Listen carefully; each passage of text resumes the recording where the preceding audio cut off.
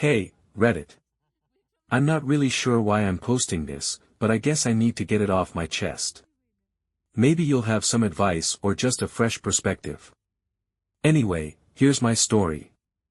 My name's Mike. I'm 36, an engineer, married for 8 years to Lisa, who's 34. We have a 6-year-old son, Ben, who's the light of my life. If you saw us from the outside, you'd think we had the perfect little family. And, honestly, I used to think that too. Lisa and I met at a networking event. I was the quiet, technical guy, and she was this vibrant, social butterfly. She had this way of lighting up a room, and I fell for her hard. We balanced each other out. She brought excitement to my structured life, and I gave her stability. At least, that's what I thought. For the first few years of our marriage, things were amazing. We traveled, built careers, and created a home filled with love. I loved how Lisa could juggle a demanding job in marketing while still being an incredible mom to Ben. I respected her independence and admired her charm. Sure, we had our differences. She loved going out, and I was more of a homebody, but I figured every couple had that. Lately, though, things have been off. It started subtly. Lisa began going out more often, saying she was catching up with the girls or attending work functions. At first, I didn't think much of it. She's always been social, and I trusted her. But as weeks turned into months, her nights out became more frequent. And the timing was always suspicious: Friday nights, Saturdays, the occasional midweek networking dinner. Then there were the new clothes. Lisa's always had a good sense of style, but recently, she's been buying outfits that seemed different. More revealing. There was also the lingerie. One day, I noticed a bag from an upscale boutique tucked into the corner of our closet. When I asked about it, she laughed and said, "Oh, just treating myself. You know, it's important to feel confident." I didn't think much of it at the time. I mean, she's my wife. Why wouldn't I trust her? Still, there was this nagging feeling I couldn't shake.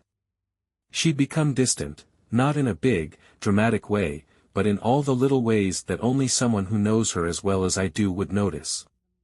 We used to laugh over dumb sitcoms after Ben went to bed. Now, she'd retreat to the bedroom with her phone, saying she was tired. Our intimacy, let's just say it had dwindled to almost nothing. I tried to talk to her about it a few weeks ago. I asked if something was wrong or if she was feeling stressed at work.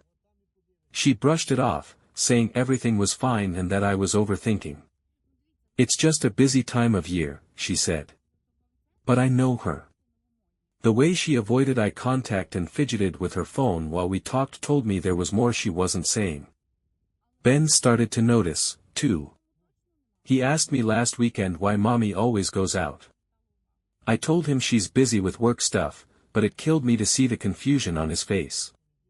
He's too young to understand, but he's old enough to feel that something's not quite right. A few nights ago, I couldn't sleep. Lisa had gone out earlier, saying she was meeting a few coworkers for drinks. She came home around midnight, acting cheerful but distant. I asked if she had fun, and she said it was just okay, before heading to bed without even a kiss goodnight. I sat on the couch, staring at the darkened TV, trying to piece everything together. Was I imagining it? Was I being paranoid? I've been racking my brain, trying to find a logical explanation. Maybe she's stressed. Maybe she feels like I've been neglecting her.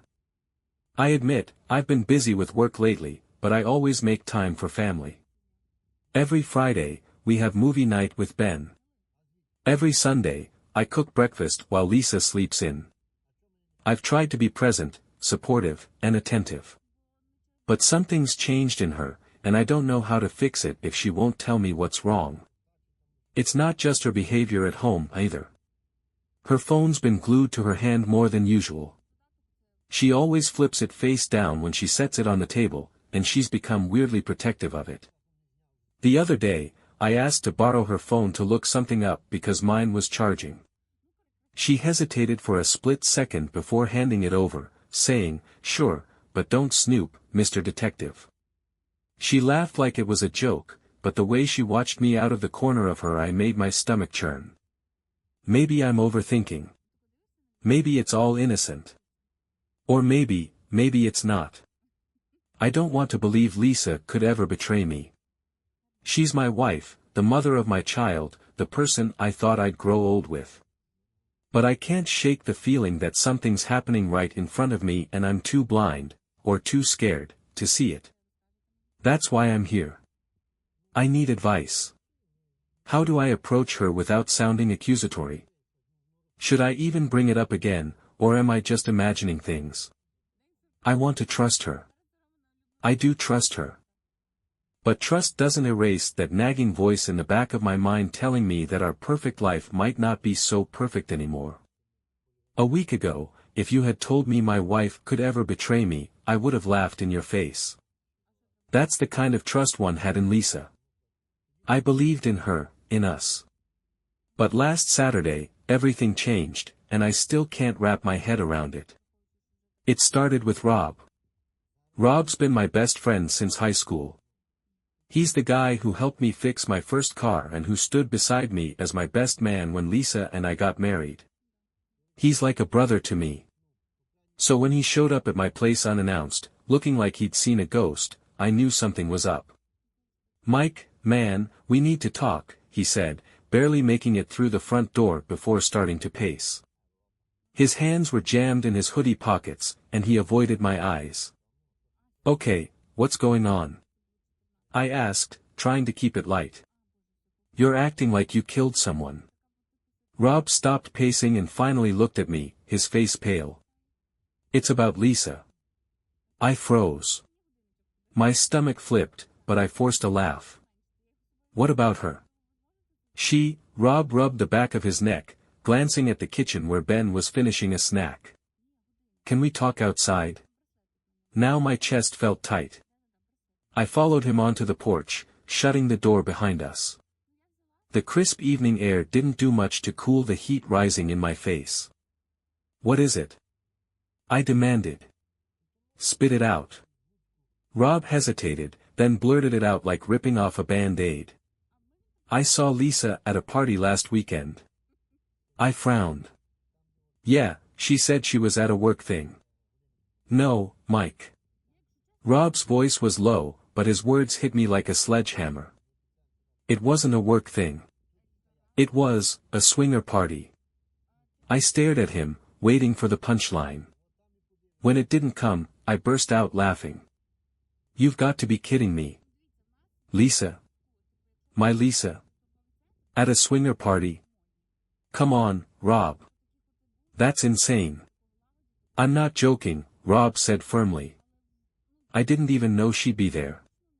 I was dragged to this thing by a buddy. I wasn't planning to stay, but then I saw her. Mike, I saw her with other guys. Multiple guys. The air seemed to leave my lungs." "Rob, you've got the wrong person. There's no way." "I thought that too," he said, his voice rising in frustration. "But it was her, Mike. I swear. She even saw me." She froze, like a deer in headlights, and then bolted. I left right after. I felt like I'd been punched in the gut. My head was spinning, and all I could manage was, "No. It's not possible." Rob stepped closer, his face etched with concern. "Mike, I didn't want to tell you. I've been sitting on this for days, hoping I'd wake up and realize it was a mistake. But it wasn't. You need to know." I stood there, gripping the porch railing, trying to make sense of what he was saying.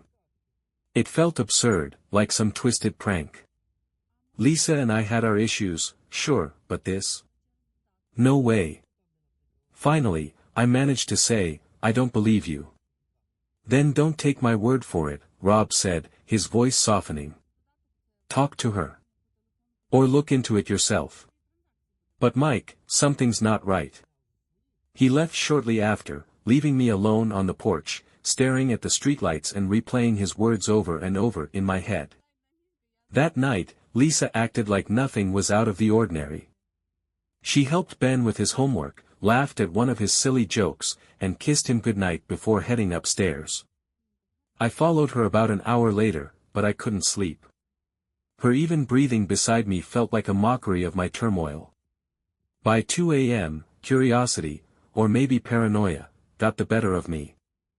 I crept out of bed, careful not to wake her, and grabbed her phone from the nightstand. My heart raced as I entered the passcode, which, luckily, I still knew. At first, I didn't find anything unusual: texts with her coworkers, a few memes in group chats, and pictures of Ben. But then, buried near the top of her messages, was a thread with someone named Jenna.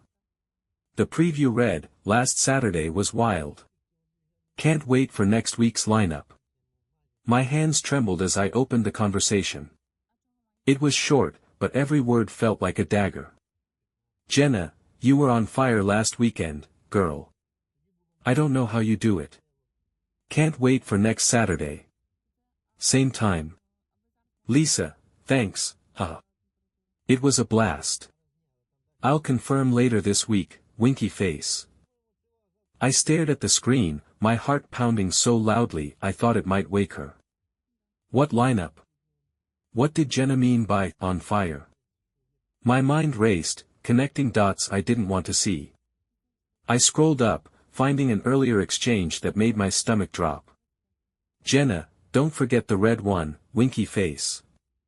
Lisa, already packed. See you Saturday." I didn't need a neon sign to figure out what was going on. The red one. She must have meant the lingerie I'd noticed in the closet. And Saturday. That was when she'd claimed she had a work dinner. I put the phone back exactly as I'd found it and sat on the edge of the bed, staring into the darkness. My mind swung between disbelief and rage. How could she? How could the woman I'd shared my life with, the mother of my child, do something like this? For hours, I just sat there, feeling like my world had been upended. I wanted to wake her up and confront her right then and there, but I wasn't ready. I needed more information, more proof. And, honestly, I needed time to process the gut-wrenching reality that Rob might have been right. When the first rays of sunlight crept through the curtains, I still hadn't slept.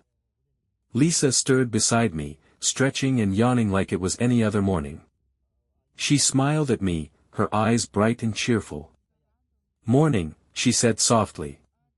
"You okay? You look like you didn't sleep." I forced a smile, the weight of the previous night crushing me. "Yeah, just couldn't turn my brain off." She nodded, already reaching for her phone. "Well, it's Saturday. Maybe we can have a lazy day." I swallowed the lump in my throat. "Sure. Sounds good." But inside, I was screaming. Lazy day? After what I just uncovered. I didn't know how to play it cool, but I had to. I wasn't ready for the confrontation. Not yet. The next morning started like any other. Lisa was already downstairs by the time I got up, her usual cheery voice drifting up from the kitchen as she talked to Ben. For a moment, I thought about leaving it alone, pretending everything was normal. But then I remembered Rob's words, the texts, the cryptic messages. My stomach twisted as I made my way downstairs. Lisa was setting out plates for breakfast, humming along to a song on the radio. She looked innocent. Like the Lisa I married. That made what I had to do even harder. "Morning," I said, forcing a smile. "Morning," she chirped. "Coffee's ready." I made pancakes for Ben. Ben grinned at me from his spot at the table, his face smeared with syrup. "Dad. Guess what? Mommy said we can go to the park today." I nodded, ruffling his hair. "That sounds fun, buddy." I turned to Lisa, keeping my voice light. "What about you? What's your plan for the weekend?" She didn't miss a beat. "Oh, just a work thing tonight. You know, networking and all that. Nothing exciting." I stared at her, my heart pounding. A work thing, huh? She glanced at me, her smile faltering just slightly. Yeah. Why? No reason, I said, sitting down at the table. I waited until Ben was distracted with his pancakes before continuing. Actually, Lisa, there is something I wanted to ask you. Her movement stilled for a split second before she busied herself pouring more coffee. Sure. What's up? I talked to Rob yesterday, I said, watching her carefully. She froze mid-pour, then forced a laugh. Oh. How's Rob? I haven't seen him in forever. Funny you say that, I replied. He said he saw you recently. Her smile tightened, but she didn't turn around. Really? Where? At a party, I said, my voice sharper than I intended. A swinger party. The coffee pot clattered onto the counter. Lisa turned to face me, her eyes wide. What? That's ridiculous. Why would he say that? That's what I'd like to know, I said, keeping my gaze locked on her. He swears it was you. Lisa let out a nervous laugh, shaking her head. Mike, that's insane. Rob must have mistaken someone else for me. A swinger party? Seriously? I wanted to believe her. God, I wanted to believe her. But then I thought about the texts I'd seen. The lingerie. The way she'd been acting. I pushed my chair back and stood, lowering my voice. I saw your messages, Lisa. With Jenna. About last Saturday. About the lineup. Her face drained of color. She opened her mouth, then closed it, looking like a fish gasping for air. Finally, she managed, you went through my phone. Don't deflect, I snapped. Answer the question. Were you there? She pressed her lips together, her eyes darting to Ben before lowering her voice. Can we talk about this later? Privately? No, Lisa. We're talking about it now. Her shoulders slumped, and for a moment, I thought she was going to come clean. But then she said, it wasn't what it looked like. I mean, yes, I went, but it wasn't. Don't lie to me, I interrupted, my voice shaking. Rob saw you. You were with other men. Just tell me the truth. Lisa hesitated, her face crumpling. Fine, she whispered. Yes, I went. But it's not what you think. It was just a phase. I was experimenting. Experimenting? I repeated, disbelief flooding my voice. You're married, Lisa. To me. You don't get to experiment with other people. Her eyes filled with tears, and she reached for me, but I stepped back. Mike, please. It wasn't a big deal. It's not like it meant anything. Not a big deal. I barked, my voice rising. You've been sneaking around, lying to me, and you think that's not a big deal? She flinched but didn't back down. I never meant to hurt you. I swear. I needed something different. Different? I asked, my voice breaking. What about us, Lisa? What about Ben? Did you even think about what this would do to us? Tears spilled down her cheeks, but I didn't feel sympathy. Not now. Not after everything. I was lost, she said, her voice trembling. Our marriage, Mike, we've been stuck. We barely connect anymore. I needed to feel alive again. Her words hit me like a punch to the gut. Alive? Is that your excuse? That our marriage was boring? She sobbed, covering her face with her hands. I don't know, Mike. I don't know what I was thinking. I'm so sorry. I stared at her, my anger boiling over. You don't get to apologize and pretend this didn't happen. You don't get to make me feel like this is my fault. I'm not blaming you, she cried. I'm just trying to explain. It wasn't about you. It was about me. That doesn't make it better, I said coldly. It makes it worse. Because it means you were willing to throw away everything we've built for your experiments. Lisa sank into a chair, her shoulders shaking with silent sobs. I wanted to feel something for her, anger, pity, love, but all I felt was empty. I only went a few times, she said after a long silence. It's over now. I swear. I'll never go again. It doesn't matter, I said flatly. It's already done. You've already destroyed everything. She looked up at me, her face streaked with tears. Mike, please. I love you. I love Ben. Don't let this ruin us. I stared at her, the woman I thought I knew, the woman I trusted with my heart. And all I could think was, who are you? That night, after our confrontation, I lay on the couch staring at the ceiling, unable to sleep. Lisa had cried herself to sleep in our bedroom, or at least I assumed she had. The house was quiet except for the occasional hum of the fridge, but inside my head, it was chaos. How did this happen? How did we get here? Was it my fault? Had I been so wrapped up in work and the day-to-day grind that I missed all the warning signs? I thought back to the past year, how distant she'd become, how often she found excuses to avoid spending time together. But I'd always chalked it up to stress or the natural ebb and flow of a long marriage. I'd never once thought she was capable of this. I couldn't help but replay her words in my head, I needed to feel alive again. It was like a dagger to my chest every time I thought about it. Was I boring? Predictable? Had I failed to keep things exciting for her? The self-doubt gnawed at me, making it impossible to focus on anything else. The next morning, Lisa tried to talk to me over coffee. Her face was puffy from crying, her voice soft and pleading.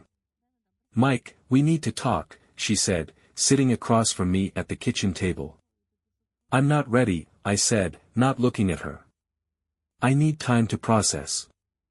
She reached out to touch my hand, but I pulled away.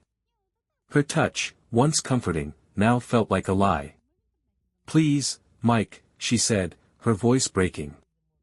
I hate how things are between us. I hate that I hurt you. I finally looked at her, my jaw tight. You didn't just hurt me, Lisa. You betrayed me. You lied to me.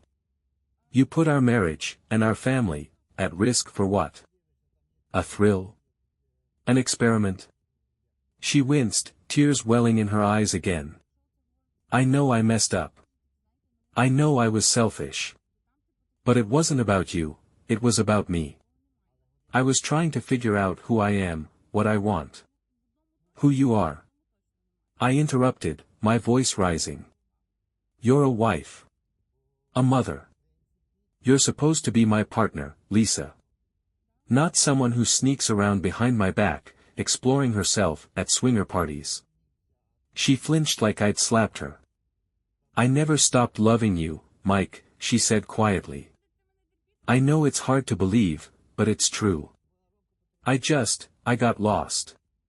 Lost? I said bitterly. Lisa, lost is forgetting why you walked into a room. This is deliberate. You chose this. I didn't plan to hurt you, she said, tears streaming down her face. I didn't think it would. That's the problem, Lisa, I said, cutting her off. You didn't think.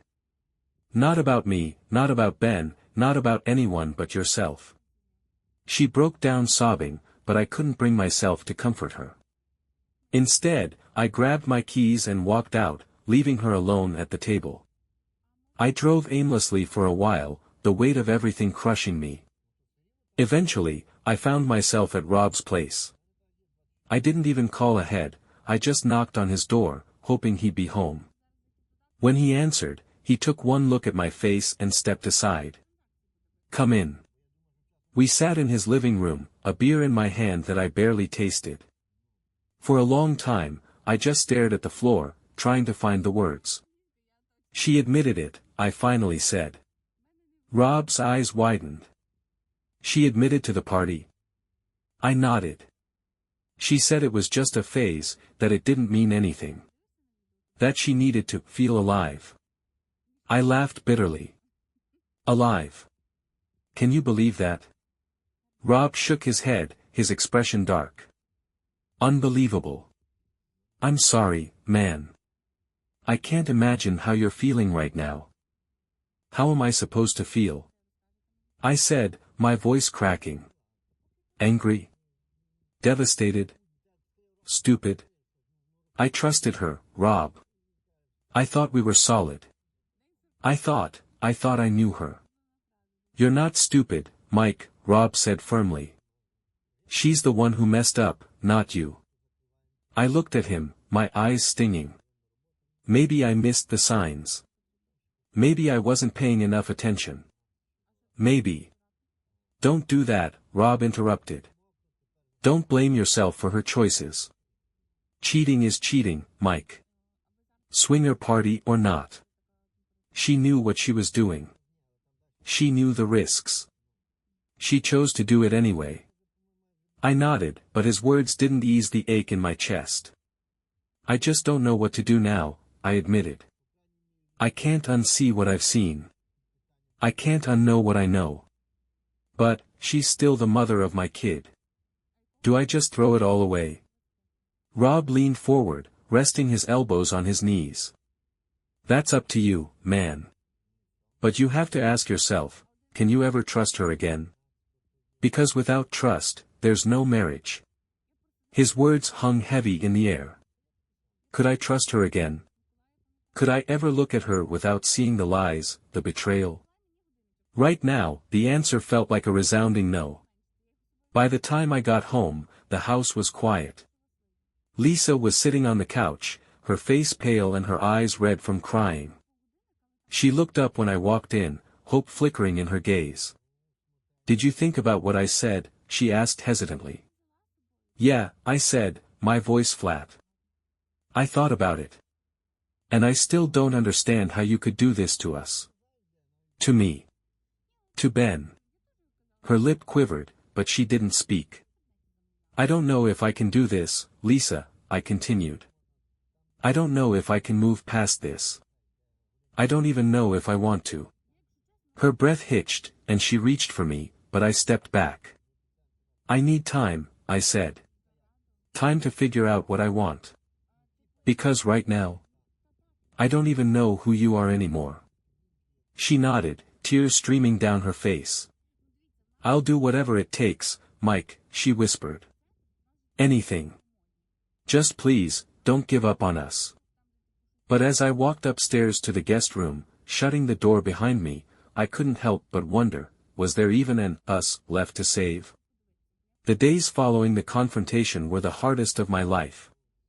Lisa moved through the house like a shadow, avoiding eye contact and speaking only when necessary. I stayed in the guest room, barely able to look at her without feeling a wave of anger and betrayal. Ben sensed something was wrong, and his innocent questions, "Why isn't Mommy happy?" broke my heart. I knew I couldn't live like this. For my sanity and for Ben, something had to change. One evening, I sat at the kitchen table long after everyone had gone to bed, staring at a blank sheet of paper. I wrote down everything I'd been feeling, the betrayal, the lies, the emptiness. Then I asked myself a simple question: can I ever trust her again? The answer was clear: no. Trust wasn't something you could fake, and without it, our marriage had no foundation. I thought about staying, trying to patch things up for Ben's sake, but I knew it would only teach him that it was okay to settle for less than he deserved. And I couldn't do that to him, or to myself. The next morning, I made the call. "Mike, I'm so sorry you're going through this," the attorney said after I explained the situation. "It's never easy, especially when there's a child involved. But we'll make sure this is as smooth as possible for you." We discussed logistics, custody arrangements, dividing assets, moving forward. By the end of the call, I felt a mix of relief and dread. This was happening. I was ending my marriage. I decided to move out temporarily. Staying in the house was suffocating, and I needed space to think clearly. I found a small rental nearby and planned to move in after serving Lisa the divorce papers. It felt surreal, like I was planning someone else's life. When the papers were ready, I asked Lisa to meet me in the living room after Ben went to bed. She hesitated, but the look on my face must have told her this wasn't optional. She sat on the couch, arms crossed, her eyes wary. "What's this about?" I took a deep breath, pulling the papers from my bag. "Lisa, I've thought long and hard about this. I can't move past what you did. I can't trust you anymore. This marriage is over." Her face fell as she stared at the papers in my hand. "What are you talking about?" "Mike, we can work through this. We can go to counseling." "No, Lisa," I interrupted. "I've made my decision. I deserve someone who respects me, and you don't. I've already spoken to a lawyer." Her tears came fast, and she reached for me, but I stepped back. "Mike, please," she sobbed. "I'll do anything. I'll quit my job, I'll never go out again, I'll—" "Lisa, stop," I said firmly. "This isn't about what you'll do now. It's about what you already did. You made your choices. Now I'm making mine." Her sadness morphed into anger in an instant. "This is so typical of you," she snapped. "Always so uptight, so rigid. Maybe if you hadn't been so boring, I wouldn't have needed to look elsewhere." Her words stung, but I didn't let her see it. "Blame me all you want," I said calmly. "But the fact is, you lied. You betrayed me. That's on you, Lisa. Not me." She stood up, her face flushed with rage. "You think you're perfect? You think you've been the ideal husband? You were always so busy with work, so wrapped up in your routine. Do you even know how lonely I've been?" "Lonely?" I laughed bitterly. "That's rich, coming from someone who found plenty of company at those parties." Her mouth opened and closed like she wanted to fire back, but no words came. Instead, she sank back onto the couch, tears streaming down her face. "You're really doing this," she whispered. "I am," I said, my voice steady. "I've already found a place. I'll be moving out this weekend. I'll do whatever it takes to make this easy for Ben, but I can't stay here anymore." She nodded slowly, defeat etched into her features. For the first time, she didn't argue. The first few weeks in my new place were tough. The silence was oppressive, the empty walls a stark reminder of everything I'd lost. But as the days passed, I began to find small comforts. I decorated Ben's room, making sure it felt like home for him. I cooked meals that reminded me of better times. I started going for evening runs, letting the cool air clear my head. Lisa and I agreed on a custody schedule. She would have Ben during the week, and I'd have him on weekends. It wasn't ideal, I missed him every second he wasn't with me, but I made the most of the time we had. We built Lego castles, went to the park, and watched every superhero movie we could find. His laughter became my anchor, pulling me through the hardest moments. Rob checked in often, making sure I wasn't drowning in my thoughts.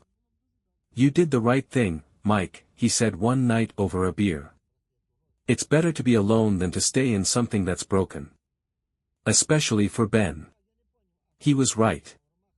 As painful as it was, leaving Lisa was the best decision I could have made, for both of us.